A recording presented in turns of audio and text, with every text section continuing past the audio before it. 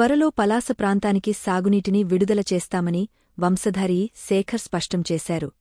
పలాసలో కొనసాగుతున్న సాగునీటి కాలువల పూడికతీత పనులను వంశధార డిస్ట్రిబ్యూటరీ కమిటీ అధ్యక్షుడు గొనప నిరంజన్, టీడీపీ పట్టణాధ్యక్షుడు నాగరాజులతో కలిసి ఆయన గురువారం పరిశీలించారు.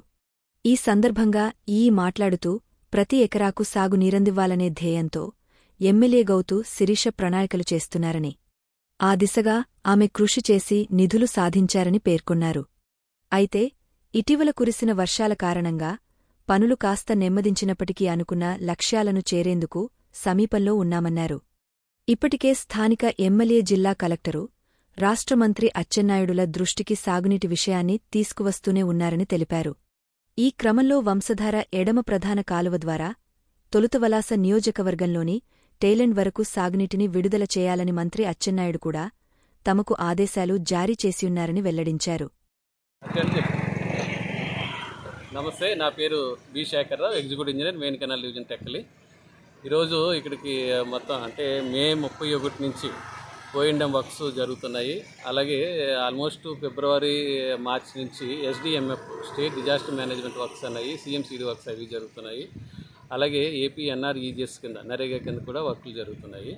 మా యొక్క మెయిన్ ఉద్దేశం ఏంటంటే ఈ వాటర్ రిలీజ్ చేసే లోపల ప్రతి కెనాల్ కూడా జంగిల్ క్లియరెన్స్ సిల్ట్ తీసి టెయిలెండ్కి ప్రతి ఒక్క ఎకరాకు కూడా నీరు ఇవ్వాలన్న ఉద్దేశంతో గౌరవ ఎమ్మెల్యే గారు, పలాస ఎమ్మెల్యే గారు యొక్క ఆదేశాల మేరకు వర్కులు ప్రపోజ్ చేయడం జరిగింది.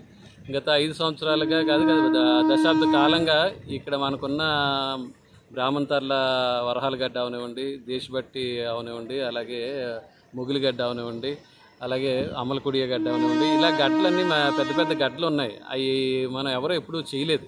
అవన్నీ కూడా ఈ సంవత్సరం మేడం గారు చాలా ఇంట్రెస్ట్గా గడ్డలో వచ్చిన నీరు రైతులకు అందట్లేదు, అవి ఊరికనే బెండుగడ్డలో కలిపి అలా సముద్రంలో కలిసిపోతున్నాయి, అవి కూడా పెట్టండి అని ఆవిడ ఆదేశాల మేరకు అవి కూడా మేము పెట్టడం జరిగింది.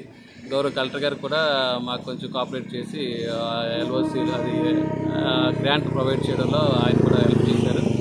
అలాగే మన మినిస్టర్ గారు అచ్చెన్నాయుడు గారు కూడా ప్రతిదీ కూడా కంప్లీట్గా రైట్ ఫ్రమ్ జీరో నుంచి టెయిలెండ్ వరకు మొత్తం మెయిన్ కెనాల్ అంతా క్లీన్ చేసి ఫస్ట్ వాటర్ రిలీజ్ చేయగానే పలాస టెయిలెండ్కి నీరు వెళ్ళాలి, తర్వాతే మిగతా నిధులు వెళ్ళాలన్న ఆదేశాలు కూడా మాకు ఇవ్వడం జరిగింది. ఆ వ్యూతోనే మేము టెక్కల్ డివిజన్ అంతా ప్రతి మెయిన్ కెనాల్ అంతా కంప్లీట్గా లాస్ట్ టైం మేము కొన్ని చేయలేకపోయినవి కూడా ఈ సంవత్సరం మొత్తాన్ని చేసి నీరు రిలీజ్ చేస్తే టెయిలెండ్కి ఇవ్వడానికి సిద్ధంగా ఉన్నాం కూడా. రేపు 28ని జడ్పీ సర్వసభ సమావేశంలో నీరు ఎప్పుడు విడిచిపెడతారన్నది ఫైనలైజ్ చేయొచ్చు, దానికి మేము సిద్ధంగా ఉన్నాము. ఆ వర్క్స్ అన్నీ ఫైనల్గా నేను చూడడానికి, వెరిఫై చేయడానికి రావడం జరిగింది.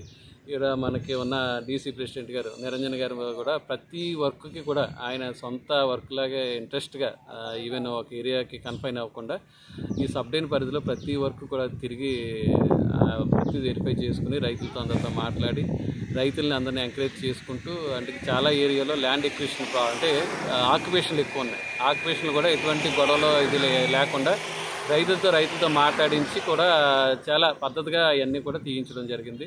అలాగే జేఈలు కూడా 2 ఉన్నారు, వాళ్ళు కూడా లోకల్గా ఉండడం, ఈ లోకల్లో అవ్వడం బాగా పక్కగా అన్నీ చేయడం జరిగింది. ఇవన్నీ కూడా మా ఇదేంటంటే ఇప్పుడు వర్షాలు రావడం వల్ల కొంచెం డిలే అయింది, కానీ లేకపోతే ఇప్పటికి అన్నీ కంప్లీట్ అయిపోవాలి. ఇవన్నీ చేసేసి ప్రతి ఎకరానికి నీరు ఇవ్వడానికి మాత్రం సాయశక్తిగా మేము కృషి చేస్తామని